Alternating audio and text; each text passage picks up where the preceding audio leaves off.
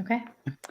Hi, everyone. Welcome to our live this afternoon.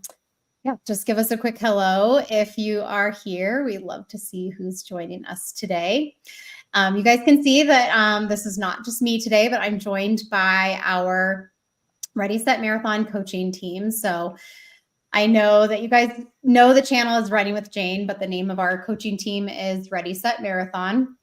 So this is our team of 5 coaches. So basically the purpose of today is just to give any of you the opportunity to meet our team a little bit. Obviously, you already know a lot about me and my coaching philosophies. And so just letting them talk a little bit today. We're going to keep it just pretty chill and relaxed and let them introduce themselves. So we are not really here to answer coaching questions today, but I will say if you have coaching questions specifically or want to know more about how we operate, how we do things, what we offer, please feel free to put those in the comments. And that's definitely something that I can get back to you at a later time. You're always welcome to email me too if you have more questions. I'm going to put a link in here in a minute when we get started with our coaching page so that you can check that out when you want to as well. And even if you're not interested in coaching right now, I think this will be interesting for you just to give a little bit of insight into who we are, and perhaps it's something that you may want to also pursue in the future. So with that, I'm going to go ahead and let everyone do a quick little introduction of themselves and tell us a little bit about their running journey and what makes them unique in bringing them to the team. Honestly, overall, our philosophies align very much so. The training that you're going to get from one coach to the next is going to be very similar just because, we have team philosophies that we all follow, but everybody's personality is a little bit different and brings something different to the table. So we will go ahead and get started. And Coach Remy was kind enough to say that he would go first. So take us away. Absolutely. I sit back looking at this and I feel like the Power Rangers at the command center right now. So, we all come together, different backgrounds, and have similar philosophies. For myself, I came into running later in life. It was kind of a shock when I went for a physical, and my doctors told me, hey, you really needed to change some things around. Formerly, I was a football player, baseball player, and, just stopped doing all of those things, lived a sedentary adult life, and got that wake-up call, started going to the gym more. And once I tried running, absolutely fell in love with it. Haven't looked back. So that's a little bit of what got me there. And these days, I love myself a good marathon, a half marathon. I have transitioned to triathlon and getting ready for my next half iron attempt this summer with a marathon next week as the preamble. So that's a little bit more about me. Coach Tiffany, you want to share a little bit about you? Yeah, Remy, you have been busy, so I love it. Well, hi, everyone. I am Coach Tiffany. I am based out of Colorado, so I sit just south of Denver. And a little bit about my running journey. So I have been running on and off for, like the last decade. I too, similar to Remy, found running a little bit later in life. I've always loved sports. We're a big sports family. But I decided to run a half marathon for my 35th birthday. I did no training. I had no idea what I was doing. And I have learned so much since then, but I fell in love with it enough to keep going. And so that's kind of where things began. Since then, I have fallen in love with all things endurance running. And so marathons is where I find the most joy. But I like to layer in other things along the way. So it has been really great. I'm training for a marathon right now that's coming up in June. So really excited about that. And most recently did the Chicago Marathon, which was a beautiful course and well done. So highly recommend if that's one on your bucket list. Let's see, what's unique to me? So just something I would share is that in addition to running, I am also a yoga instructor. So that was a passion that I found quite a few years ago. And so I layer that into my weekly routine, which has been a really big gift. So that is a little bit about me. Corey, what do you got? All right. So, like Tiffany and Remy, I also started later in life, not till in my late 20s when I started running. And I started my journey, and it's important for me to vocalize my, my story that I started. I went through a divorce, and that was at that time I was really wanting to challenge myself with a life-changing experience, and a positive one at that time. And so I thought, hey, maybe you run a marathon and train for a marathon. So that's really how I got started. And at that time, the basic research that I thought that I did, I thought, okay, I'll in this. I started in the summer, and I'll train for a half marathon in the fall, and then after I get a half marathon under my belt, I will train for a full marathon the following spring. And that's what I did. And throughout that process, it's exactly what I was looking for and hoping for, because it changed my life. And I fell in love with the process. Not for me, it wasn't just about the actual race itself, it was way more about the journey and learning about myself and learning about the ups and downs and the mistakes you make throughout the process, but then being able to stick all the way through it and then really celebrating with the race. So that's really how I got into being a runner. And then where I'm at today, I have Chicago Marathon that I'll be running not till October. So super excited for that one. Going to be my first world major. And in the meantime, what I'm doing right now is really just focusing on learning new things and fun and challenging different ways in my running training right now that I've never done before, to keep it fun, to keep it fresh, focusing more on 5K stuff and shorter distances, to keep myself engaged. So I'm not just in the rut of just doing a marathon over and over again. So that's where I'm at. Coach Cedra, how are you doing? Hey, so I'm Coach Cedra. Much like all the other coaches as well, I kind of got into endurance running kind of later in life. I did run track and cross country in high school, but I really did not like the long distance running at the time. I ran my first half marathon in my mid-20s, and I immediately fell in love with the long distance running. Since then, I guess the past 10 years, I've run distances from the 5K to the marathon. About 8 months ago, my sister, she had struggled with a 3-year battle of colorectal cancer, and she ended up passing away. So that was like one of the most hardest, like traumatic experience, I guess, of my life. And at the time, I kind of started getting back into running a little bit more, and that really, really helped me through my grieving process. And it kind of like put a new perspective on my running journey and how I approach running. And it gave me so much more gratitude for my health and also the ability to run. And I'm more focused, I would say now I'm more focused on the running journey and not so much as my racing results, which has really, really reignited my love for running and my passion for it.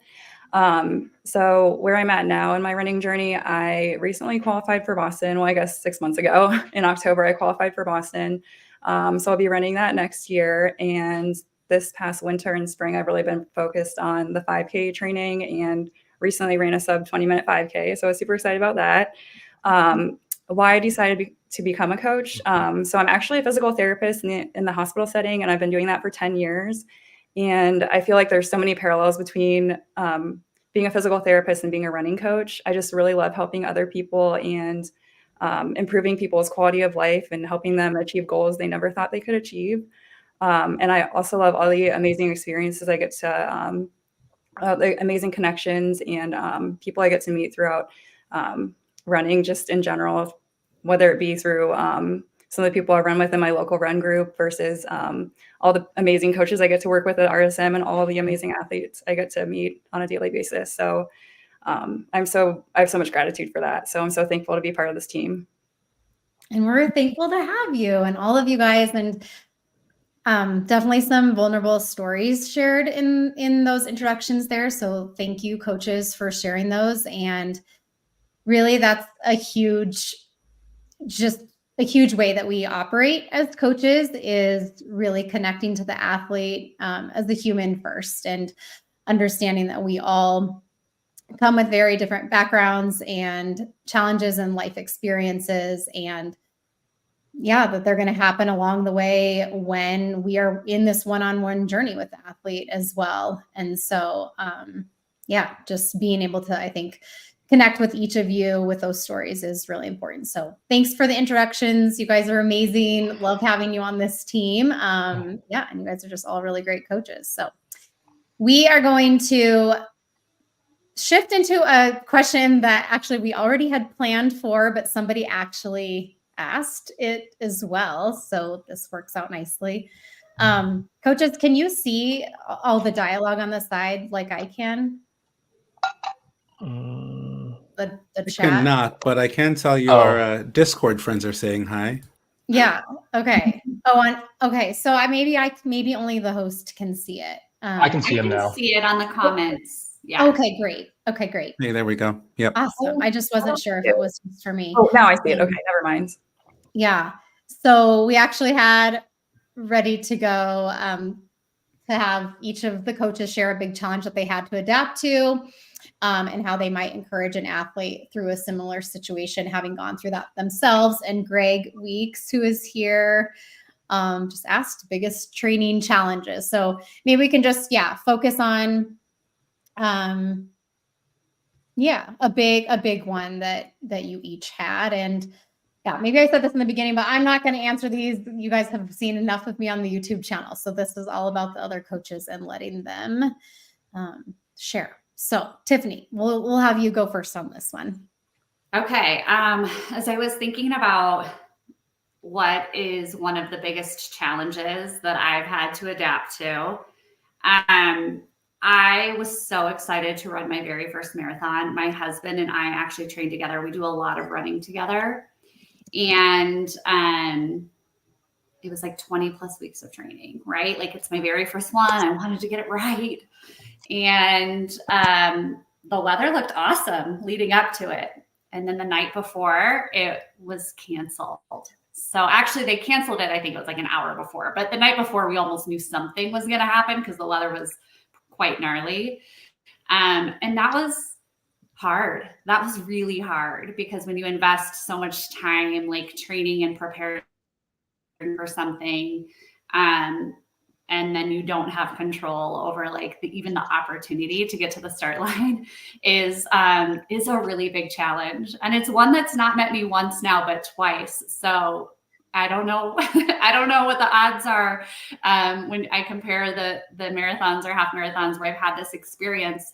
But I would say in either situation, it just provides some really great lessons. So I think just resiliency is one of the many traits or skills that this sport continues to teach us. And I have had athletes that have run into similar challenges. And so I think just the relatability of understanding that even if you prepare for something fully, you may still encounter something that you don't expect. And so it's about how you navigate around those, or how you push through them, or how you bounce back from them.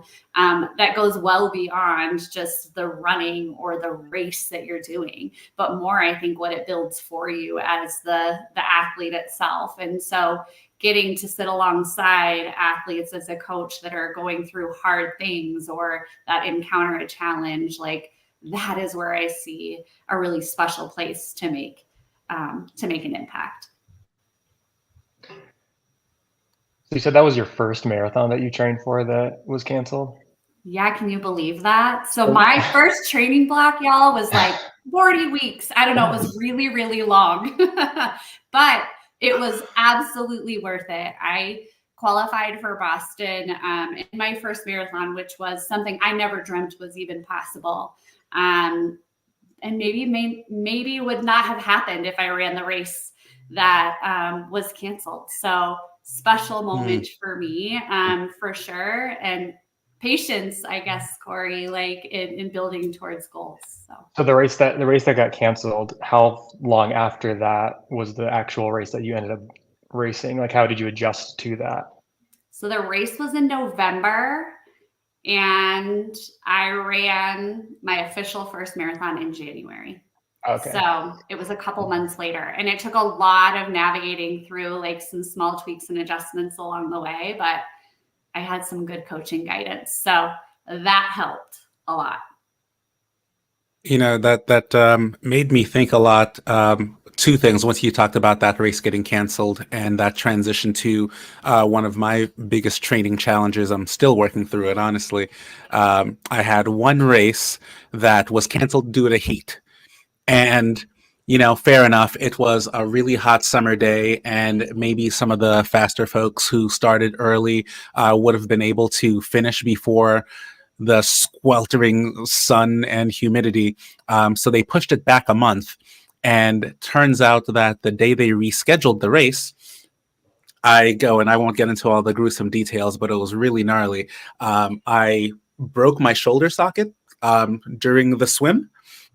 And I thought to myself, I was looking forward to this race for so long. I had trained so hard for it. And I'm out on the first third of it. This is the worst thing. And for you, Cedra, as a physical therapist, I had a pretty invasive surgery to rebuild me. And then it was a solid year of, well, maybe 8 months of PT before I could even get back to moving, and, you know, had to completely change my relationship and approach with sports, with movement, and at the same time trying to find my way back while watching all of your friends and all of my athletes and, you know, everyone that I work with and am uplifting on a regular basis, doing all the things that I wish I was out there doing. So it's one thing to have, you know, all injuries stink, but it's one thing to have that, you know, hey, you're down for 4 weeks, and it's another to be out for a legit calendar year and, you know, not be able to reach anywhere. That was such a huge challenge. Happy to say that I did make a comeback and am starting to feel more like myself, but there's still some of that, yeah, but, and I used to be, but, and it continues to be a challenge to separate what you were to where you are now. I think gives good perspective too in when we're maybe out with an illness for 1 week, or, you know, a very minor injury that sets us back a few weeks or something. But in the grand scheme, you get back to it very quickly. Not that those things are not frustrating, but yeah, for you to go through all of that and an entire year, like, that's hard, but you've also shown like what you've been able to get back to, and super inspiring. It's been a journey. Yeah. All right. Remy, sorry. I was going to say, Remy, I can definitely relate with your story. After the marathon I ran in October, I didn't take as much time off as I should have, and I actually ended up getting shingles a month afterwards. So that was a wake-up call for me, knowing like, okay, I need to rest a little bit more between training blocks. And it's still something that I struggle with sometimes, is trying to get back to where my fitness used to be when I see that I'm, you know, detraining, which is a normal part of the process. But that is something that I think something that helps me is trying to work on some of my weaknesses that I can have control over. So like maybe doing more like mental imagery, and then other things like weightlifting, because that's something I'm not as good at, or I'm kind of something I should do more, I suppose, or cross training. So that's what I encourage my athletes to do, is maybe focus on a weakness or something that you could improve upon in a healthy way to refocus your energy towards your goals. What about you, Corey? Any challenges? Yeah. Well, so it's going to be kind of similar to to what we're talking about. So I think we have a common theme in this, but my biggest challenge, and it was quite a big one, I think it really came down to me with my journey of finding like me being a runner and not just based off of like the races and the goals, because I'd already gotten some momentum built up by 2020 that I'm like, I'm a runner. I identify as a runner. This is what I do. I love it. I'm doing this forever. And then COVID happens and all my races get canceled. And at that time, I was so driven. At that time, I was so driven by goal times and races that if I didn't have a goal and I didn't have a race, my motivation, I just lost my motivation to even run.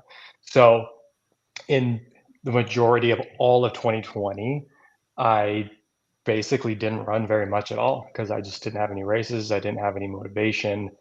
And when I decided that I needed to get back to running, or I wanted to get back to running, and I wanted to race again, and I wanted to start training again, it was a big challenge to train where I was in the current state rather than where I once was.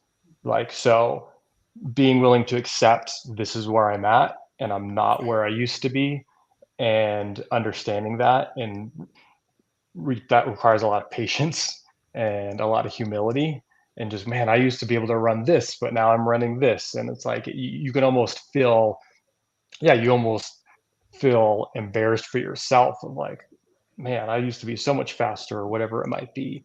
And so that was one of my biggest challenges, and it took me a long time just to get back to where I once was.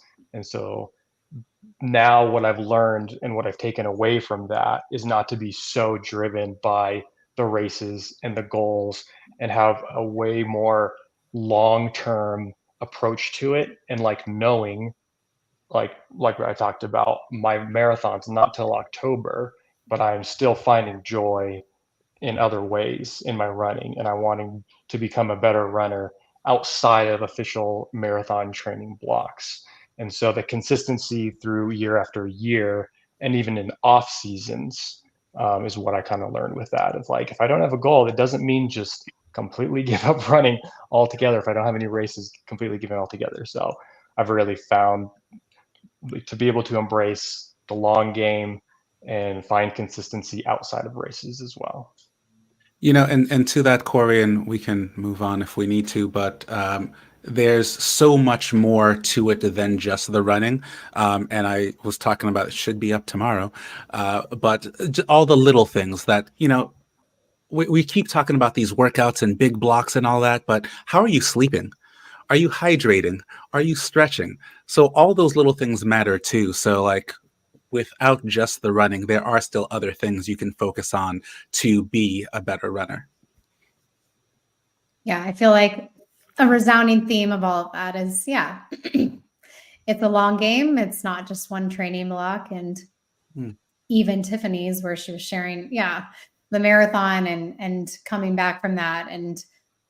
But the realization now, looking back on that, right? Like, it's just a blip. It just seems like such a huge deal in the moment. And it is, right? But yeah, it's so long-term. And I feel like that's a conversation that we have a lot, and just talking about patience, right? And the goal that you want to achieve, like, don't lose sight of that, but it may not be right away, right? Or COVID happened, something you have completely no control over, that puts, that makes it not possible at that time, right? So yeah, just shifting. So awesome. Thank you for sharing those, you guys. We had a really good question. We're gonna go off our plans here for a second, if you guys are okay with that. Remy's digging it. We're going off script, everyone. Here we go. Oh, yeah. Here we go. Okay. Well, I love when we get questions, though. Yeah. And we just are so appreciative of everyone who's here with us right now. So Rashida said, what is one thing that pulls you through during the toughest part of a big race? What helps you dig deep? Who wants to go first? I'm going to allow somebody else. Corey, how about you? All right. Yeah, I love this question.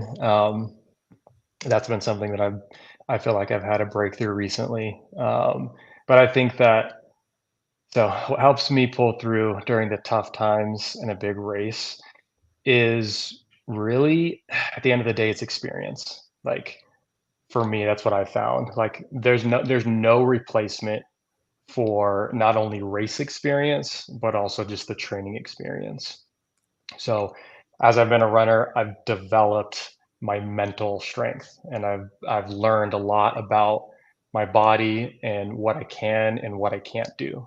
And so being able to tune in to like my own personal capabilities, and knowing like I can do this because I've done this before, and finding that confidence in training, in races, being able to overcome those, it's huge. My first handful of races, and especially my first 2 full marathons, I hit the 20-mile wall, fell apart, was walking, doing lots of walk breaks, and it was defeating, and it was really hard. But when you were able to figure out how to push through those, I remember those, and I remember I can do this. And so when I get to that point of it's getting hard and it feels like I want to slow down, I have the memory and I have the experience to know I don't have to slow down. Just because it's hard and it feels like I need to slow down, I actually don't have to slow down.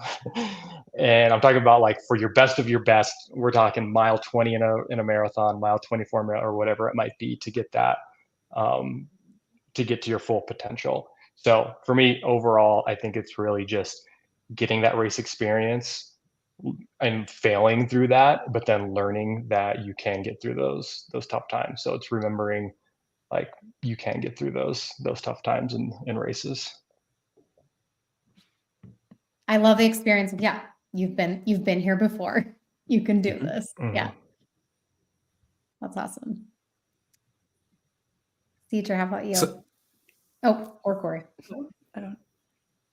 Okay. I love this question. There's this quote that I read recently that says, the race or the workout doesn't start until the moment you want to quit. That really resonated with me because I think that's the most challenging part of our hard speed workouts, or the hard part in the race.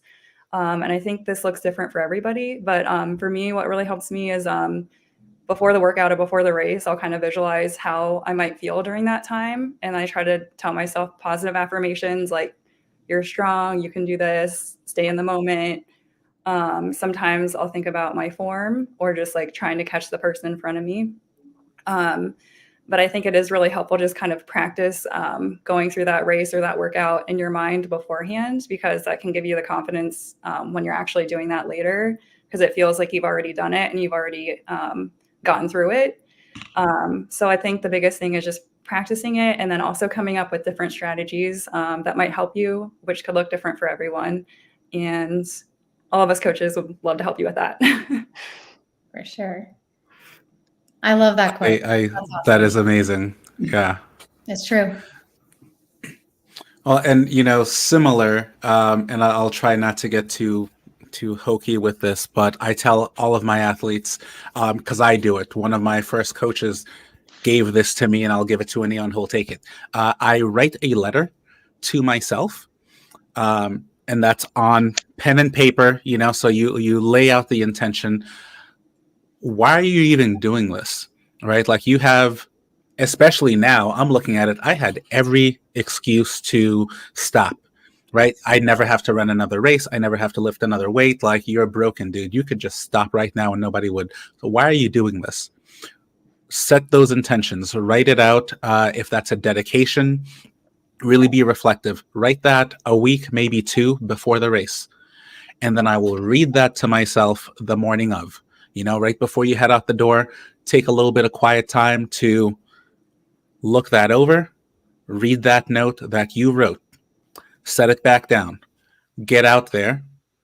And when you need to dig deep, you think back on that And you can either celebrate with those intentions, or you can have them carry you and come back, read it once more once you've returned from that race, and see how you executed on those intentions that you set. And it doesn't have to just be a time. It can be, hey, I'm doing this for my grandma that I've only got so much time with, or whatever it might be. Setting those intentions and then letting that be the reason you are out there through good times or bad times. I love that. I'm going to start writing mine down, Remy. So and powerful, reading it yeah. multiple times. I think it's I so, love that so too. smart. So what I would say, every race that I have done has looked a little bit different when things have gotten hard. And so I kind of pull it all together and thinking about like choices. We all make choices in those moments. And so I will always say, like, nobody is going to push you harder than you're going to push yourself. Like, you own how hard you'll be able to push yourself in that moment. But there is a level of understanding and respect of like what your body can do. And I've had to make difficult choices. There have been races where like I have had to say, like, knowing myself, knowing my body, if I slow down, I will get to the finish line faster, quote unquote, than if I try to push through what I am recognizing my body is trying to tell me right now.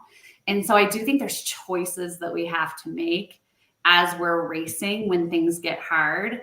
And I think that can root back to what you guys are talking about with goals, right? Like, what is really my intention? And sometimes with our athletes, we'll set like an A goal, and the A goal will be like a time. I've had sometimes my B goal with my athletes be like, just enjoy the race, right? Maybe that is like, if I'm not feeling like I'm getting to where I want to be, maybe that's my B goal, and that is good enough for me. I don't need to have like an A, B, and C time goal. I want it to be like, where's your comfort level at? And we make choices. And so sometimes you don't know what's going to happen until you're in the race. And so that is the piece that I think I just reflect on, like, myself. And I've had to make some of those difficult choices sometimes too.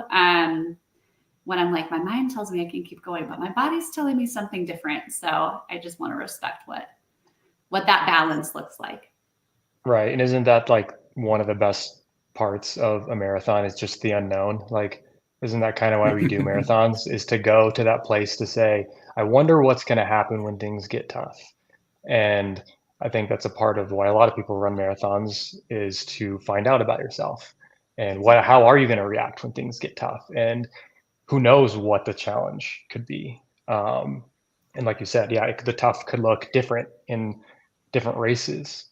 One thing that I do think about, though, what's really, really difficult about the distance of a marathon, especially if you're newer to marathons, is you're supposed to go out at a pace and it's supposed to feel good, right?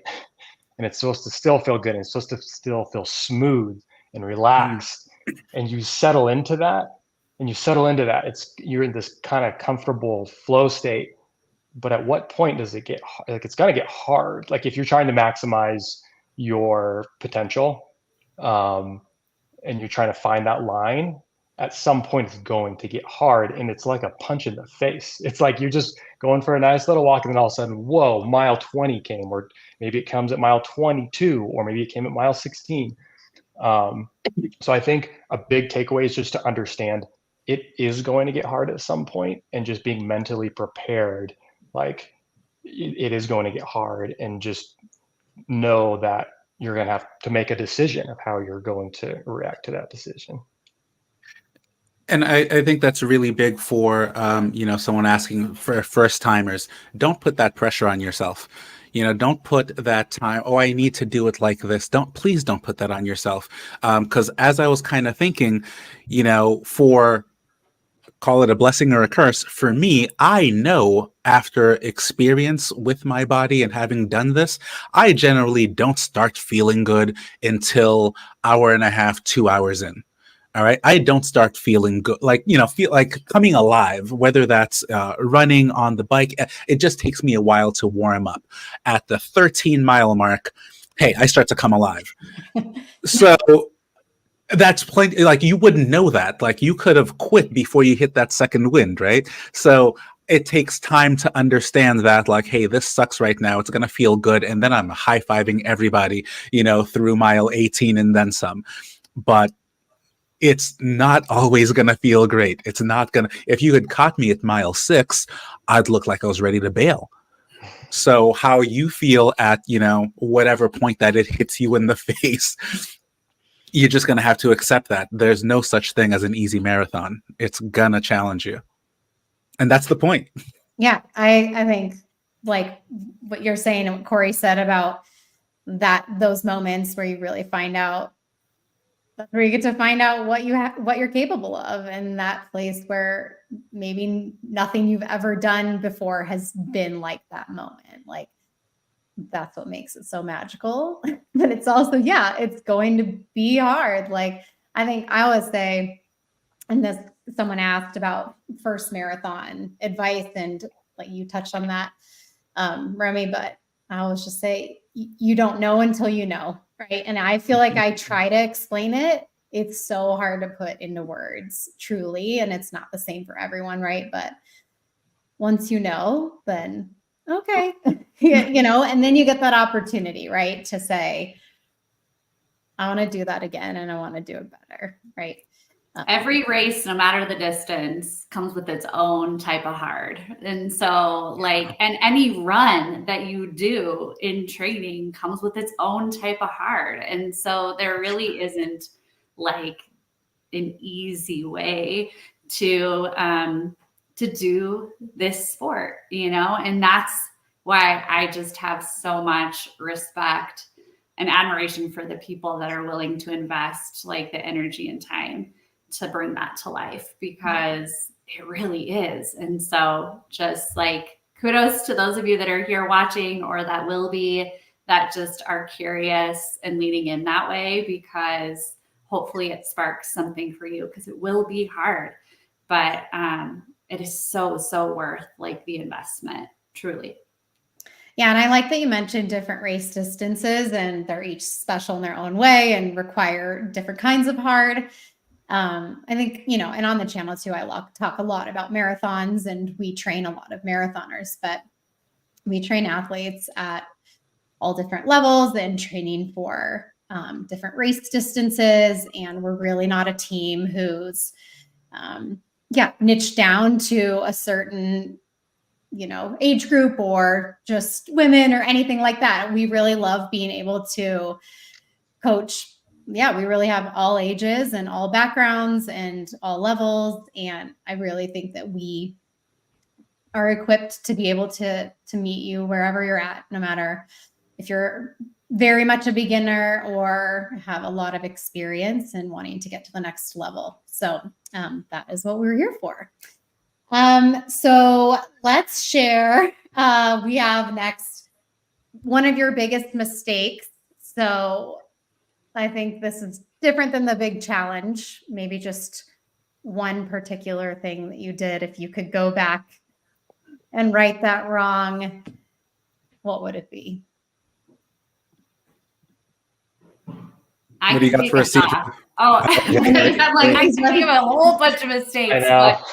But the biggest one for me, without a question, hands down, was that I was running too fast all the time. And so if you are one of my athletes, I talk about this a lot, but man, like if I could have gone back and told myself to slow down, to focus on my aerobic base, I would be curious to see the impact that would have had when I started versus the intentionality that I put around it now.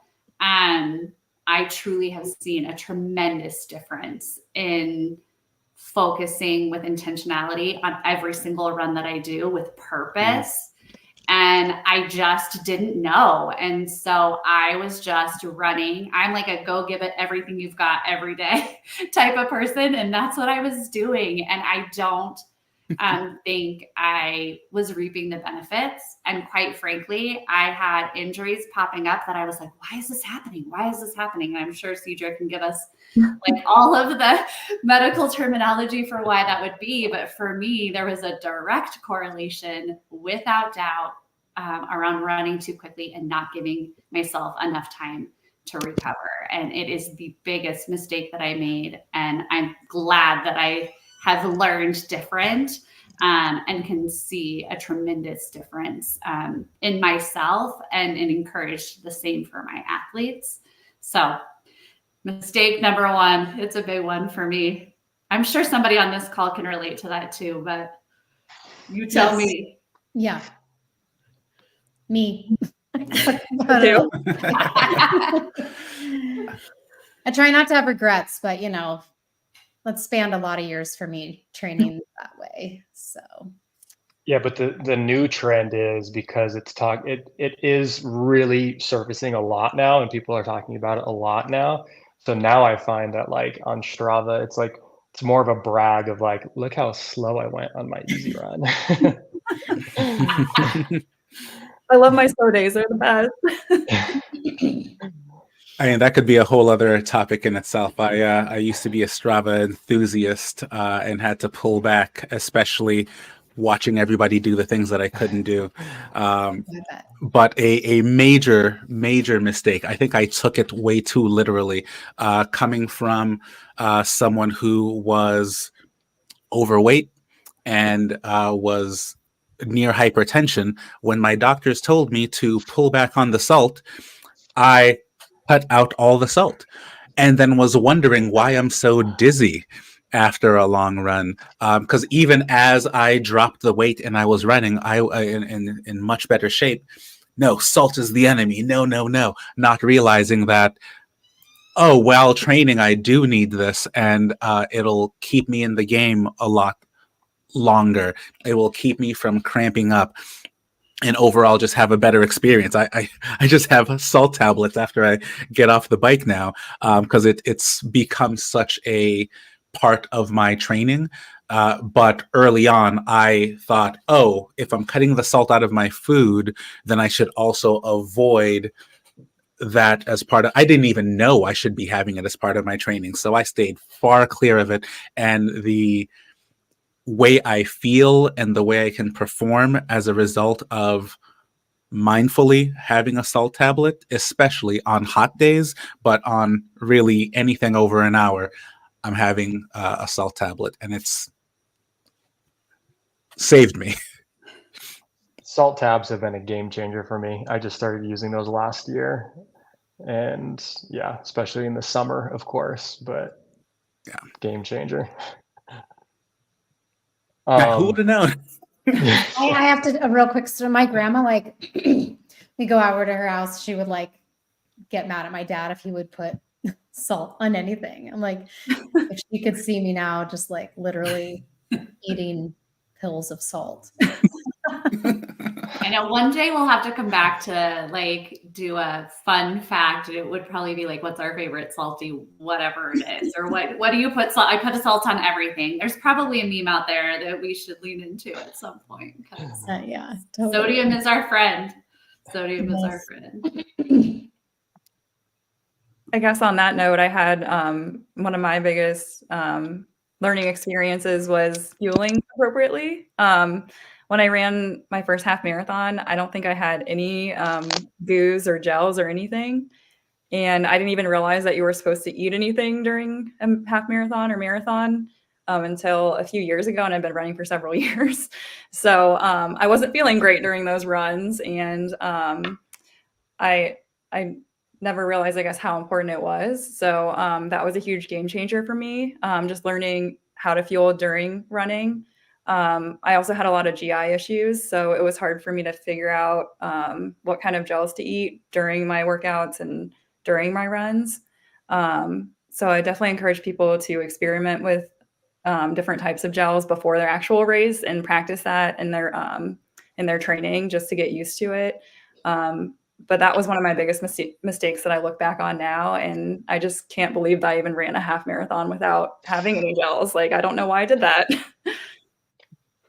Yeah, I did the same thing. And I think that like an overarching thing or like a message that I would think to tell newer runners or listeners or anybody about fuel is a lot of people kind of think, or sometimes you can take the approach of, well, I feel fine or I can get away with it. Like, but are we trying to just feel fine and get away with it, or are we trying to find the optimal feel for our performance? There it is. So again, and we're thinking like long term, we're thinking week after week after week of even recovery and all of that. So feel obviously inside of running, outside of running as well, but even just practicing opening up your gel and eating it and experimenting with other gels that you even like the taste of, that you don't like the taste of, the texture, all that. There's so many different things. Everybody's so individual. So for me, I think it's super important to practice that in your training and just trust that this is what the running community have kind of established, like these recommendations of what's optimal for performance. So It's wild you talk about the experimentation. I've taken it to the next level and make my own gels now. And so if you want to try a different flavor, if you want to try a little, something extra, it's not copywritten, so I'll gladly share the recipe with anybody who wants it. But it's not rocket science. You just got to have something. And if you can optimize that thing that works well for you, because what works for me might upset your stomach, the quantities I take. So in trying all these different companies and pre-made, like, what if I just dialed it in just right for me? And then we'll figure that out. Yep, for sure. And I guess technically real quick, for my biggest mistake, because I mean, technically that was one of my mistakes. Yeah, you're just piggybacking. We want to hear yours. Yeah. But my actual biggest mistake that led to my biggest failure in my running journey was trying to go from running my first marathon, which was 3 hours and 38 minutes in the spring. And I thought by the fall, I could run a Boston qualifying time, which is sub 3 hours. So I thought I could shave 38 minutes off of my marathon time from a spring marathon to a fall marathon. That was a very big mistake. And so what happened was I started out on pace for a 3 hour marathon for the first, like, I didn't even last halfway. It was by about mile 10, I started to fall apart and just completely spiraled and just fell apart. And I ended up running 3 hours and 43 minutes. So if you think about, my goal was 3 hours and I was 43 minutes off from that. Big mistake. So again, looking back on that, and what I learned was, like, that's great. Like, it was great for me to have that BQ as a goal, but it's like, hey, if I could tell myself advice back then, it would say, let's try and get maybe a 320 under your belt or a 325 under your belt. And we got to start to stack these, and you're going to build up to that. So overall, again, patience, understanding where you are at in your journey, and the reality of you can only do so much in a training block. And so it does take training block after training block and years after years to get there. Because once I stepped back and properly trained and trained for an extended amount of time, that's when I finally saw my breakthrough and was able to shatter my BQ. So yeah, that was it. Mistakes are important. They're all part of it, right, guys? Yeah. Not like any of us came on here and we were like, oh, I've never made any mistakes. So I think what's hard too, right, Corey, is when you're training on your own, it's hard to know in your training to identify what makes you ready for the 3 hour, right? And obviously you were able to hold that pace for, what did you say, 10 miles or 10 plus miles. You're obviously able to hold that pace for a really long time. But like, what in training will show you that you are ready to run that for 26 miles? And that's, I think that's what we're doing a lot as coaches, right? When we are looking at someone's training and trying to help them with a goal, or, are they ready for the goal? That's a huge piece of just, of a big value add of having a coach. That's for sure. I gotta say, that's my favorite part of coaching is, talking to your athlete, that pre-race talk. And hey, I think you're on pace for X. And they're like, ooh, I don't know. And then they go out and they're like, oh my goodness, I can't believe I was within, I got that close to whatever that was. And it's like, well, and that's not the most important thing, but breaking down your training and like, I think you got that on you. If the stars and the moon align, you got that. Love it. Okay, so we do have time. Oh no, we're at our underrated, overrated. Okay, we'll keep this kind of quick. We'll just kind of keep this one, try to keep it quick. Share one thing that you guys think is underrated in the running space and one thing that's overrated. So let's not get in a big discussion about it. You keep it quick, but let us know what you guys think. Tiffany, what do you think? Oh gosh, don't pick me first. Somebody Okay, else go first. Cedra, do you know? I'm still thinking. Yeah. I'm still thinking. Okay, underrated. I would say strides. Strides are so important. I used to not understand the benefit of them, but I think they're super beneficial for sharpening and just getting that leg speed and just that neuromuscular education and quickness and whatnot. So definitely strides are underrated. And overrated, I would say, I think Remy had said this before, but super shoes. Mainly because, okay, I think they're great for shorter distances. Long distances are good too, but honestly, I've just had a lot of people who have had trouble with their biomechanics with whatever shoe they pick, and I just think it's a really it's kind of a loaded topic. But I love them, but there are some caveats. Maybe Time and a we will place. do another live just about super shoes. All right, who's next? I can jump in. Underrated, and I am guilty of this. Underrated sleep. You just like a lot of things. You think you can get away, like for the longest time.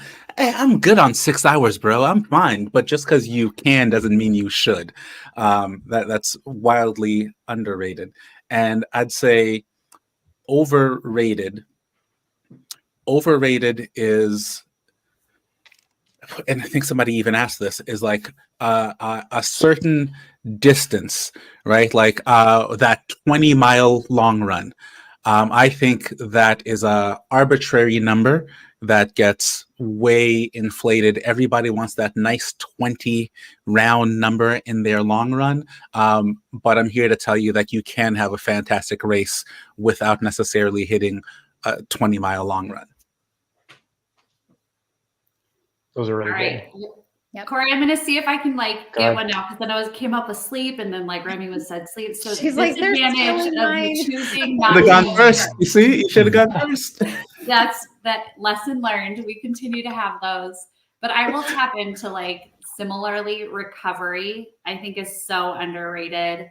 We think we're feeling good and it's over time can be so detrimental if you don't invest in recovery. So whether that's sleeping, whether that's eating, whether that's a recovery run, which we could do a whole nother conversation about the difference between a recovery run and an easy run, but that is so important. Recovery is just like super underrated. Overrated, this one, I would just say like thinking you're too old to do it. So I have been so inspired to work with athletes who are in track in middle school or doing cross country to athletes that are nearing 70 plus. It is so cool to just see like you can do this at any age. It does not matter. So just like it is way overrated to think like you can't, you're too old, you can't start. Like I just want to break that stigma because it is so incredible to watch what people are able to do when they just put one foot in front of the other. That's one of my favorites too. I love that you brought that up.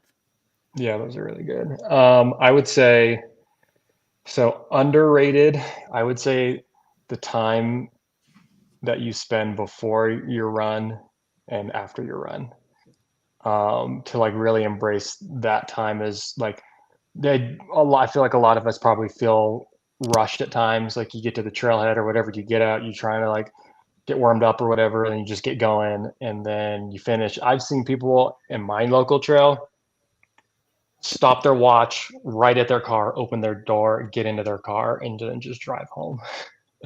So I think I'm not even talking about like, I mean, this does come with a proper warm up and a proper cool down, but I mean, just take your time, like let you get out of your car, let your body acclimate for a minute, feel the weather, like, and I have a training partner that I run with a lot of my runs with. So if you have a training partner, if you run with friends or other people, just like that time of like before the race, you're meeting up, you're putting your shoes on or whatever, you're chit chatting all that time together, building that camaraderie. And then after the race as well, just like cooling down, taking your time. That's like one of my favorite parts of races, especially like the the long runs on a weekend. You finish and it's sunny and it's hot, and just enjoying after the run and properly cooling down and stretching and all that. So that's my underrated. My overrated are race expos. um this maybe this Such a good one. Okay, let's hear it. Let's this hear is it. this is just my own this is my own personal thing. Maybe I put too much pressure on race expos as part of like the experience of going to like a big city marathon or whatever you're going to, and you're like, oh yeah, it's part of the experience. You go and you pick up your bib and like that is, but when I go, I pick up my bib and then I'm like, this is so overwhelming. There's so many people. I can feel the stress in the room. We're supposed to go shopping now or something. Like, I just need to get out of here and go back to the hotel room, or I need to get off my feet, or I need to be relaxed. This is just too much. So I'm going to get my bib and I'm going to get in and get out. So At the Disney World Expo, like my friends were all about the shopping, and I was like, I will just meet you at the doorway. I am like claustrophobia city. I can't deal with this right now. So overwhelming. Yeah. Corey, win. Those are so good. Yeah, all really good ones. Solid all right, this point. is our lightning round, you guys. Are you ready? So we're gonna you just only get to answer the question. We don't get any sort of context, okay? This question's so hard to not give any context to, but most important trait for a runner to have, if you could only pick one. Okay, we're just gonna go the same way each time. So we're gonna go Corey, Cedra, Remy, Tiffany. okay, humility. Self-belief. Patience. Well, patience is mine, so I'll just add a quote. You can't have high expectations with low patience. So just let that sink in. And it may be a song, but just say it. Patience is also mine. Okay. Favorite race. Like favorite actual race, not distance. Oh, You don't have to give the reason. It could be just because it was your best time or whatever, but just favorite race. okay. CIM. Indianapolis Monumental Marathon. Mesa Marathon. Oh, those are all so good. Boston. I mean, I want to answer these too. CIM is also mine. Current favorite shoe. Nike Vaporfly 3s. Saucony Speeds. Oh, toss up. It's the Adizero SL. I'm like, love, love, Say it love. again. Yeah, Adizero, the Adidas SL. Yes, Adidas. Okay. I love all of those because I love shoes. They're like my running thing, my love language. But Nike Invincible 3 all day long, my fave, Nice. everyday go-to shoe. Saucony Endorphin Pro 2. Most fun you've ever had running. So just maybe a certain experience or certain time. The most fun I have is typically when I run on the actual trails. I live in Colorado and we have a lot of really good trails. So trail running is really mentally engaging. So I love all my long distance runs with a lot of my running club friends. So it's super fun just getting to know people better on those long distances and kind of suffering together and getting through the workouts. Oh gosh. From August to November, 5 days a week, running with my cross country team. Love it. I love that. I love running with people. That's the most fun I have. Running with my husband or running with people. Also something I would say is underrated, but I love it. Awesome. Fave hype song? You only get one. You have to listen to it on repeat. Yeah. AC/DC Thunderstruck. Lose Yourself, Eminem. Oh, I can't say the title, but it's a Kevin Yates song. I'm just thinking with my. You're vibing with it right now, right, Remy? I listen. This is just fun fact, but I listen to the exact same song, Call Me Superstitious, before every single race. It's called You Will. It's by Jennifer Hudson and Jennifer Nettles. It is my very first song before any race that I run, any distance. It's my go-to. I love that song, and you sent that to me years ago. Yeah, it's awesome. 5K or marathon? Did you say what your hype song was? Oh, you guys got to write down your answers ahead of time. Come back to me. I didn't write down any answers. I just wrote the question. All right. Okay. Marathon, of course. Yeah, 1,000% the marathon. The 5K it's a good race, but it's a lot in the pain cave. But I love the marathon. So hard. I'll take a marathon because I got to settle in. I got to warm up. Yeah, you're going to take, what'd you say? 2 hours. That's how you know you're an endurance runner, where you're like, I actually am like not really ready to go until at least mile 5. So marathon for sure. Marathon. Yesterday I was listening to a podcast by Believe in the Run, and the host was saying 5K is like getting stabbed in the face over and over. I was like, okay, yeah, I could agree with that. My favorite hype song is Eye of the Tiger. I knew what it was. I couldn't think of the title on the spot. And it used to be my son's walk-up song, and then he changed it, and it was super sad. It's an Eminem one, but not Lose Yourself. Okay, we have 2 more, and then we're gonna be done. Guilty pleasure, or it could be food, or just something that, an indulgence. I don't know. Guilty pleasure for me is like, I always have, if I'm having something sweet or salty, I always have to have one with the other. So if I'm just eating something salty, like I have to have something sweet with it. If I'm eating something sweet, I have to have something salty with it. So it can look kind of like some very strange combinations. My favorite dinner is salmon with white rice and an English muffin with peanut butter and jelly. Oh, nice.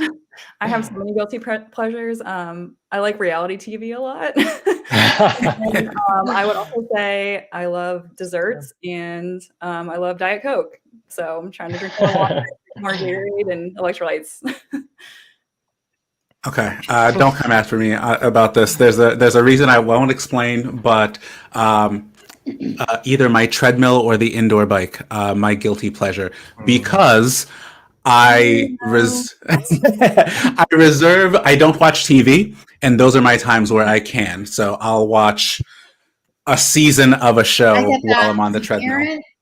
Yeah, get that. Yeah. I do too, Remy. I love the treadmill. Anytime that I see you talking about the treadmill, it does not bother me one bit.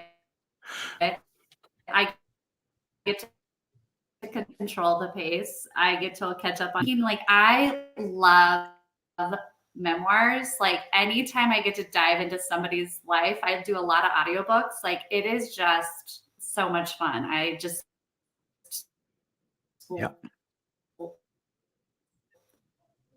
any of them. I mean, I just love a good memoir.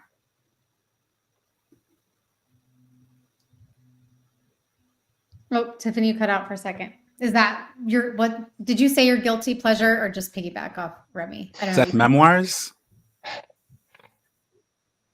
Yes, I told him memoirs. I just love a good memoir. Sorry, understanding like somebody's life. Got it. Yeah. And I'm an audiobook person. I listen more. So whether it's a podcast, an audiobook, but probably like a memoir, like I thoroughly enjoyed learning all about Britney Spears' life. So, just things like that. My wife just read that book. That's we can talk about it. So mine is, I actually just posted this on Instagram yesterday, but like I've drank black coffee for a really, really long time, but just randomly started grabbing the little creamers at the gas station, which I don't know. I don't even know if they're bad for you or what's even in them. I just always had this thing in my mind that it's bad for you. There's bad ingredients. So I will not let myself buy it so that I don't have it at my house all the time. So I just grab them when I'm at the gas station. So that's when I have them in my home and I pour one of those little ones in my coffee, I'm like, this is the best thing ever. So decadent, Jane. What luxury. Okay. Next year for Christmas, that's what we're gonna send Like you. a whole just I shouldn't have told you that because that would have been so good, but we still might do it. Yeah. That's it. Yeah. Okay. Favorite thing to do outside of running, and then we're gonna wrap it up. All right. Favorite thing to do outside of running. I mean, I'm in Colorado, outdoor stuff. So camping, hiking, backpacking, fly fishing, all that stuff. I'm going to spend the majority of weekends in the summer doing that stuff. So Nice. I love traveling. I actually just got back from South Africa a few days ago, so that was awesome. So I got to hike Table Mountain, which was really cool. I also really love hiking. I feel like I'm cheating because triathlon means I never have to choose. I get to do all of the things, and I'm really in love with swimming now. Now that I've got parts that work, I'm having a lot of fun in the pool. So definitely leaning into the swimming these days. So glad you're back at it. Thanks. Yes. I have 3 kids and I love watching them do sports and activities. They're super involved and it is one of my favorite things to do. So looking forward to a full weekend of basketball and musicals. So we are here for it in the Girard house and a long run. Don't worry, we'll fit that in. But outside of that, I love it. Mine is the exact same as Tiffany's. I promise it was in my head before she said it. We both have 3 kids, similar ages. So yeah, this is just our life. But yeah, my daughter's soccer game, random. I don't even know why. I just got canceled tomorrow and the weather might mean no baseball. And I'm literally like, I don't know what I'm going to do tomorrow. So yeah. All right. Well, this was so fun. I mean, I knew it was going to be, and just really appreciate you guys being here and appreciate our viewers popping in today, and hope that you guys just got a little bit of a glimpse of who each of us are, how we operate. I know we didn't talk a ton about just our philosophies or things like that, but I think you guys got a pretty good idea of who we are and how we coach. And I think it'd be fun to do something more like that at another time. This is just really more about getting to know our coaches. So I did put the link a couple times in the chat here. So if you are interested in coaching, we have spots currently available. I will just say it's easy to think about your marathon or half marathon in the fall and count back 16, 18 weeks and be like, okay, that's when I'm going to start. But the sooner the better. And I know that everyone would agree that, if we can have some time to get to know you, get you eased in, someone called it on one of my videos yesterday, do the training before the training. That's exactly right. It's so important. And so just reach out to me over email too and ask what would be a good time to start. And you can get on our wait list for when that would be the right time. We can put your name on it. So and if any questions, please feel free to reach out and let me know. And if there's a certain coach that you are interested in working with, then please let us know that as well. And I think that's it. We'll wrap it up here and just say goodbye and have a great Thursday evening. So I'll let coaches say goodbye real quick too. Bye, everyone. you guys. Bye. All right. Enjoy your runs.